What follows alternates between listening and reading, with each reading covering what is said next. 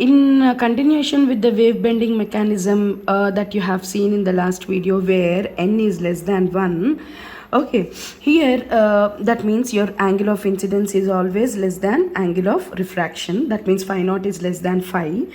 Here this is another figure which explains the wave bending mechanism and the distance with which this reflected wave is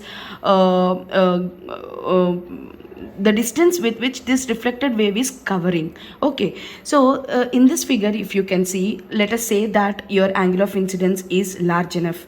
Okay, that means this wave. Okay, if this is large enough, okay, it is, this wave is actually just touching the lower layers of the ionosphere, and it is actually penetrating only little enough into the ionosphere and then getting refracted and then coming back. Okay, this ray corresponds to the ray 1. Okay, this condition corresponds to the ray 1 where phi naught is large enough. Okay, if as you are increasing, as you are angle of incidence, if you are making the angle of incidence lesser than this value, the initial value, that means your angle of this is your angle of incidence and you are making it less. Okay, that means your angle of incidence is like this, phi 2. Okay, then what is the difference between this ray 1 and this path? The wave now is, which is incident with the angle that is lesser than the previous value, it is actually, this wave is actually penetrating little bit more deeper into the ionosphere than compared to the ray 1. Okay, and hence it is getting refracted back like this with the by taking the path 2. Okay, so this is ray 1 and this is ray 2, and if you are still decreasing the angle of incidence, that means it is still, it is, your angle of incidence is more sharp because it is lesser than the previous and it is penetrating more enough and it is getting reflected back. This is ray 3. Okay, and still you are trying to decrease, still as long as your refractive incident angle is keep small enough and the refracted angle will be large enough, and until that point this condition gets satisfied, your ray gets refracted and gets come back or reflected back to earth, right? So this angle where phi 4 is there, right? This, and the path that the electromagnetic wave is taking is this way, this is the ray 4. Okay, so this we call it as the critical angle, because if you are still reducing the angle of incidence lesser than, even lesser than the critical value of the angle, the wave will not get reflected back, but in turn it escapes into the it penetrates into the ionosphere and get escape out.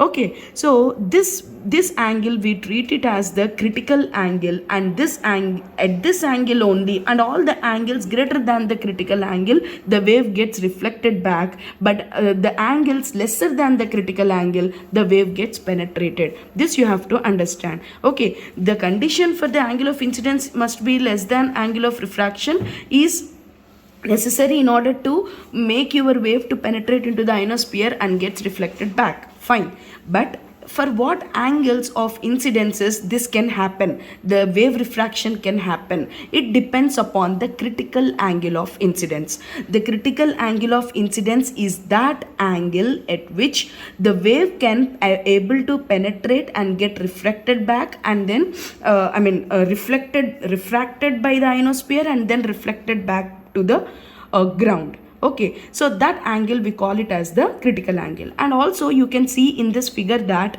the distance that these rays are covering. Okay, if you can see, this is the path 1, this the amount of the distance, the minimum amount of the distance that the each of these rays that are covering are called as the skip distance. This is called as the skip distance. That means the minimum distance at which the wave returns back to the ground at the critical angle is called as the skip distance. That means this is the critical angle and this is your reflected path. So this, from the starting point till the point where it is getting received by the receiver, this covered distance we call it as the skip distance. Okay, so how the skip distance is defined?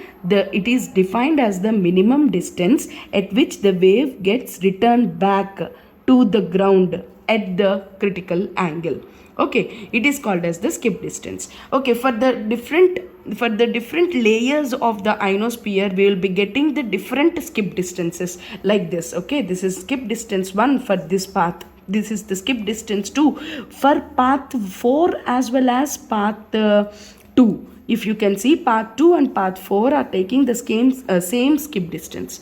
Okay, so like that, this is the term that you have to remember. One term is skip distance, and this is for the particular critical angle, I said, right? And previously I told you about the critical frequency. Okay, what do you mean by critical frequency?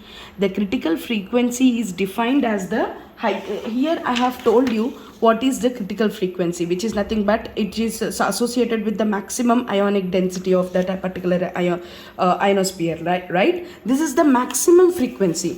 So critical frequency is defined as the highest frequency that returns from the ionospheric layer at the vertical incidence. This is called as, it is defined as the critical frequency. The critical frequency is nothing but your angle of incidence should be 90 degrees. Your vertical incidence, that means your angle of incidence, vertical incidence, that means your angle of incidence should be 0. For vertical incidence, see here, vertical incidence ante idi.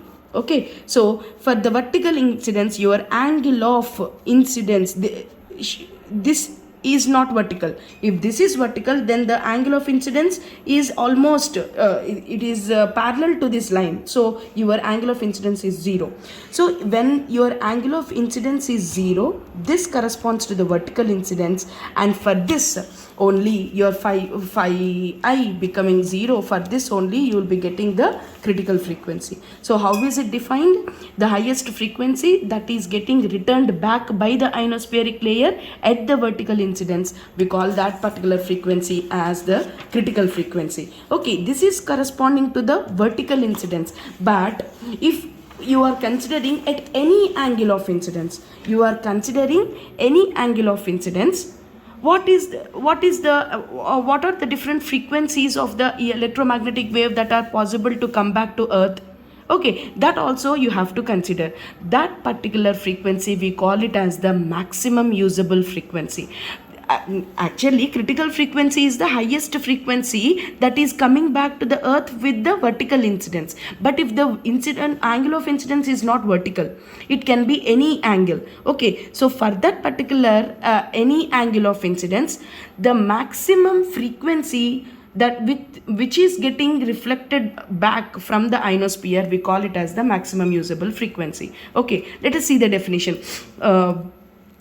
For the specified angle of incidence, there will be a maximum frequency which will be reflected back. This frequency, we call it as the maximum usable frequency. Okay, so let us understand the definitions clearly. Critical frequency is that frequency, maximum frequency, which is obtained with the vertical incidence, whereas the maximum usable frequency is that frequency which is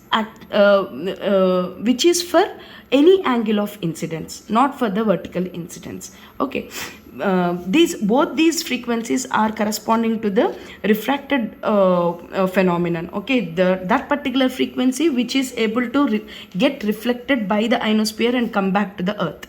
Okay, right.